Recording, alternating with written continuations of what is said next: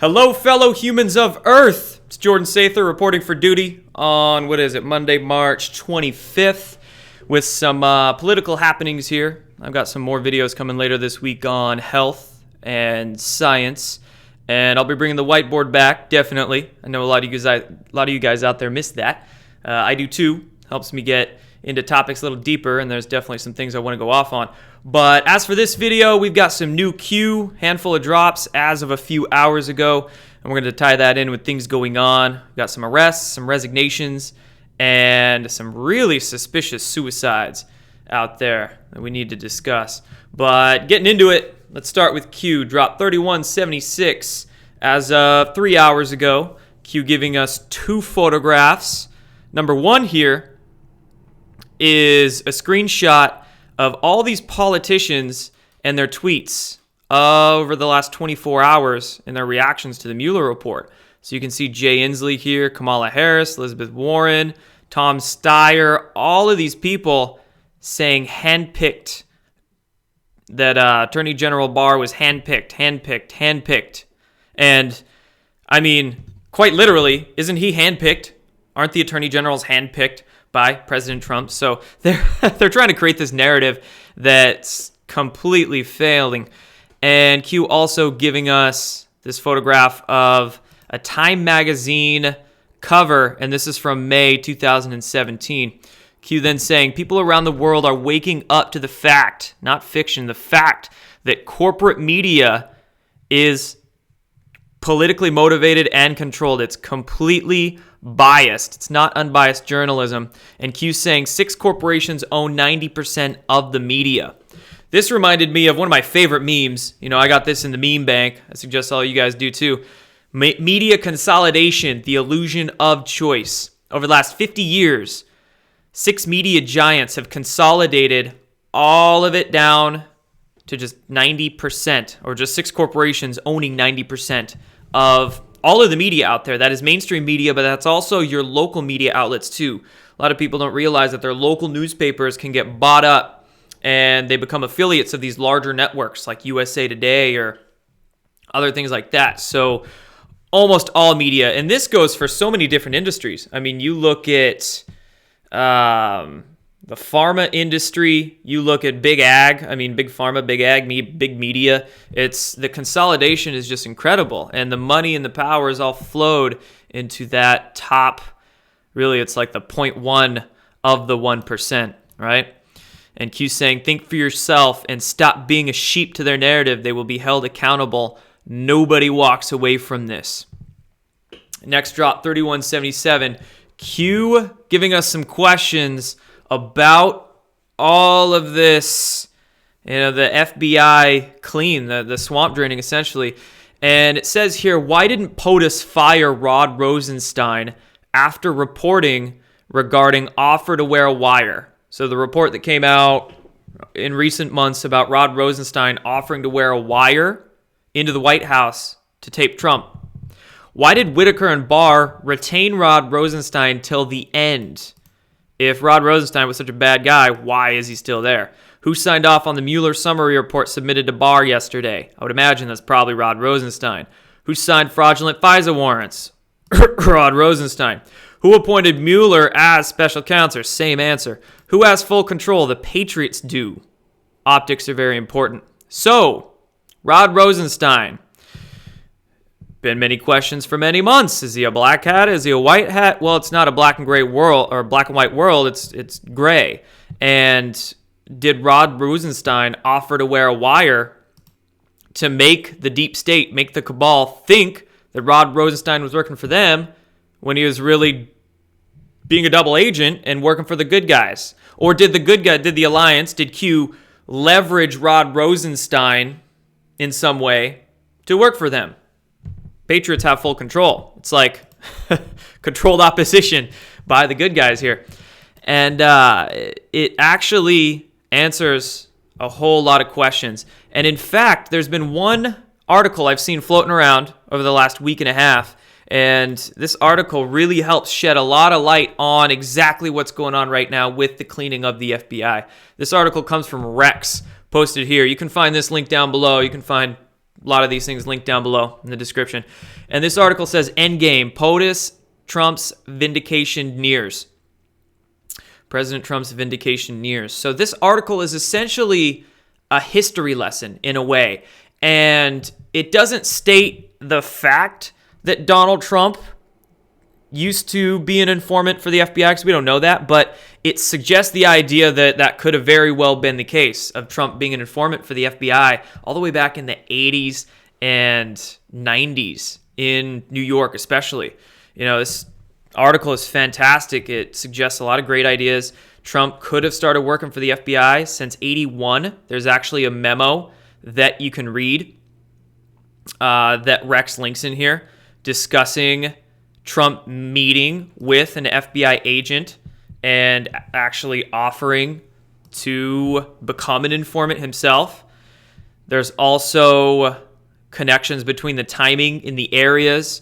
Donald Trump buying property in Atlantic City in the 80s, and then come mid-80s, even the early 90s in New York and New Jersey there, the mafia was being taken down by the FBI. So there's a lot of these just coincidental connections here.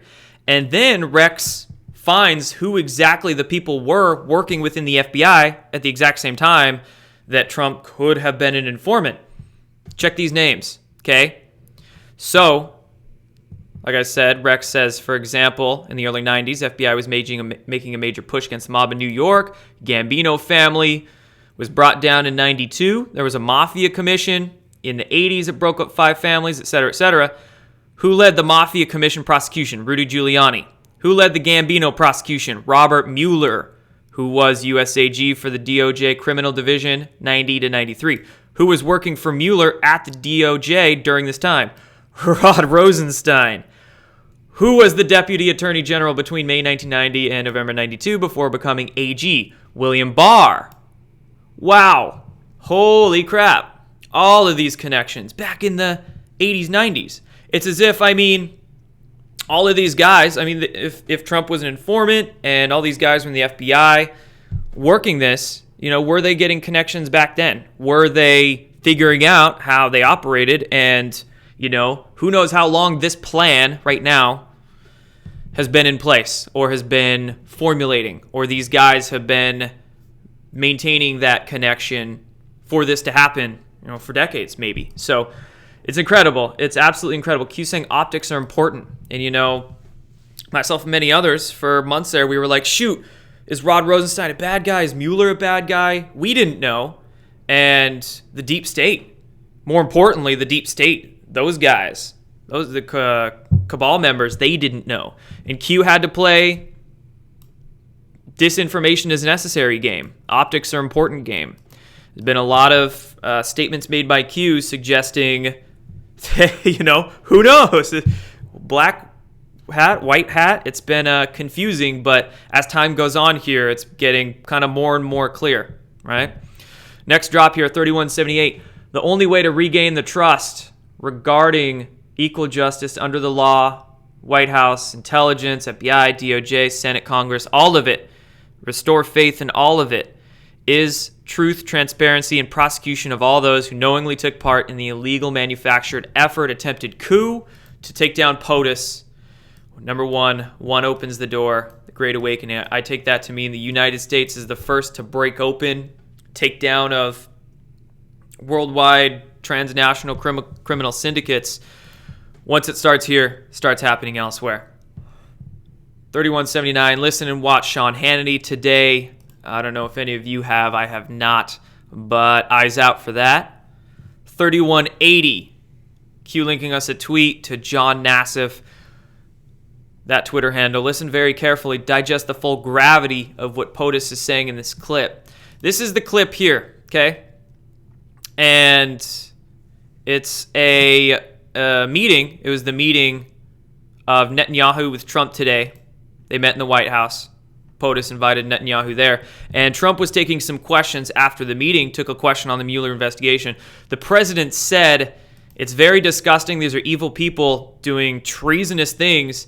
And Trump mentioned that he's like, why have nobody looked at these people before? He said he's been looking at them for a long, long time.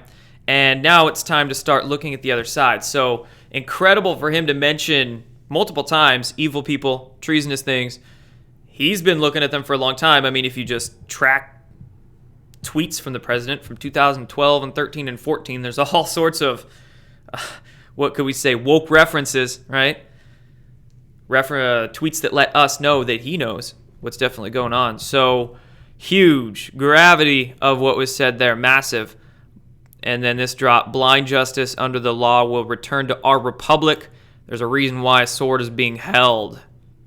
Because sometimes you got to warrior up and fight the evil. You can't just ignore it. You can't let it fester. You can't brush it under the rug. You've got to look at it and defeat it and conquer it. So a lot of ways we can philosophically take that. But equal justice coming back. And now getting into just a few other articles. Flashback for this one.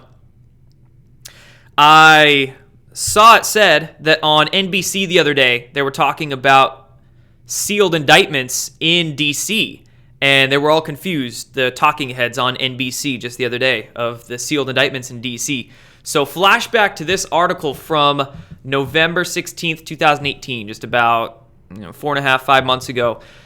There are dozens of sealed criminal indictments on the D.C. docket. Are they from Mueller? Well, with recent revelations of no more indictments coming from Mueller's investigations, I wonder. Look at this first line here. Nearly 36 sealed criminal indictments have been added to the federal court docket in Washington, D.C. since the start of 2018. And if that's just, 40, 50 in D.C., we're talking the rest of America, tens of thousands, of course. They had no idea, but they're getting an idea now. And then more news coming out of this Russia investigation ending up. Devin Nunes was on Fox News, and he's quoted as saying, got this tweet linked down below if you want to watch the video, as it relates to Lieutenant General Flynn, there's a whole lot there that the public needs to know about that's classified. Flynn was set up. He literally said these words on air. Flynn was set up. People need to understand that, and we need that information. So much is going to be coming to light. This snowball is going downhill now. It's going downhill fast. We still got some arrests and resignations and other things going on to talk about. But another flashback with Flynn here, this article from December 5th, 2018. So another one that came out, 4 or 5 months ago.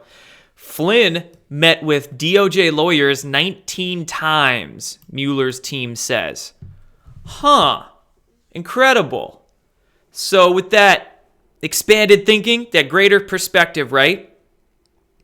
If this whole Mueller investigation was set up to fail from the beginning, just to be kind of a smokescreen or almost a distraction for the deep state, psyop for them, Flynn pleading guilty, having a court hearing where the judge is almost trying to get him to change, and he's, nope, I'm sticking with my guilty plea. Well, within that guilty plea, he's got to meet with Mueller's team, right? Wow.